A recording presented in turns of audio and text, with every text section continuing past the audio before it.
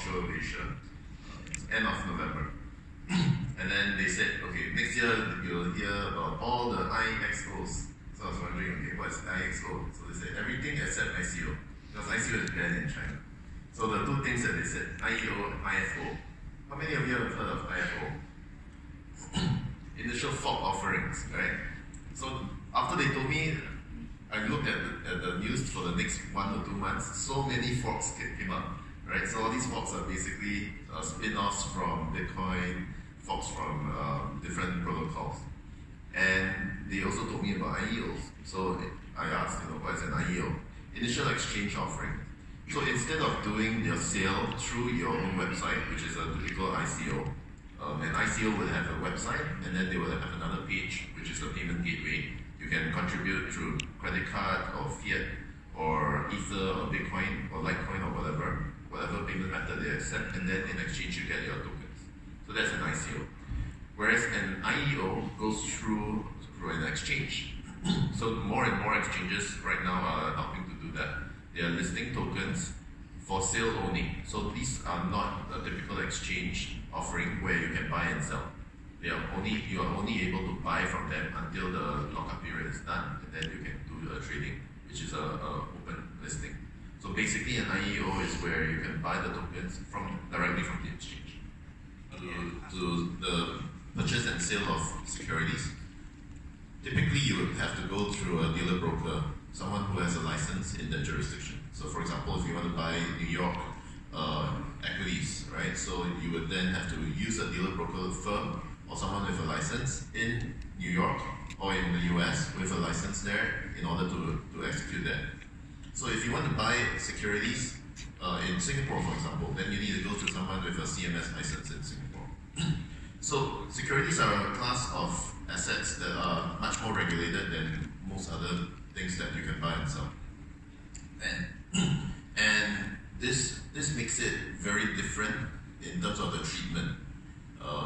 Your question is regarding how legal or illegal it is to do this. And one facet of STOs that is appealing to investors is that they know that they have a lot very highly regulated in that particular jurisdiction. So if there's something wrong in terms of that sale, you can go after the guy that sold it to you. So this is a very high degree of protection, and that's what family offices, funds, private equity, venture cap people, high net worth investors look out for. So this is why there is an increasing trend for this. Yeah. So please. STOs nowadays which are coming, Americans, but you can go outside in other countries and raise money. And that has been leveraged by a lot of STOs. They try to call themselves STOs by getting themselves registered under 504D. But because Americans are not investing in that fund, it doesn't really affect the strata of that ICO or STO. So I won't say it is very well regulated. There is a lot of regulations which needs to be applied. It has to be similar to the A+ regulation, where the company must have a proper board of directors.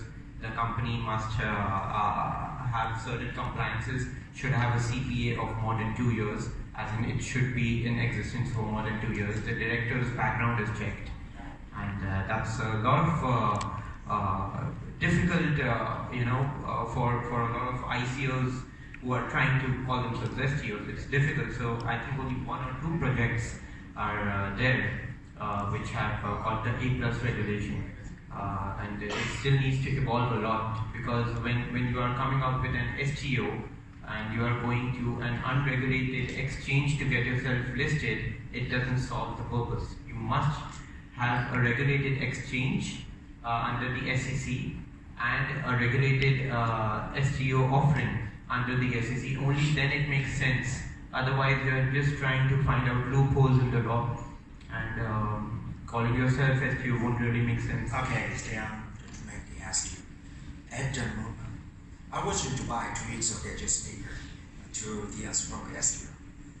Today is the moderator, so I don't make too much time for explain. So I give you this gentleman. So I will let you know very simple question and explanation. I got a client from the Lebanon government. They they making the floating island. Have you ever heard of it? Floating island? Island floating on the sea to make the STO. But Tiger Group couldn't buy it by the person, company, 2 or 3. Because 3 is necessary to buy them. Then from the iShare, change it to STO. It's like a little bit scamming. IE or ICO is all the same, just name is different. But STO is controlled by the government. This gentleman said that at the same time. And regulated by the government. But when you sell the this one, too expensive. We sell this one because the original explained with detailed thing, like before I said, because no one knows about it, like a few people know about STO. Got that? And we buy people. It's like asset. Because my client wanted to buy the floating island, but it was very, very expensive to buy that. So this gentleman is explained what is STO. But we have to know about definition about STO. And then we apply the real use case, like a floating island. So, okay, my session is done. So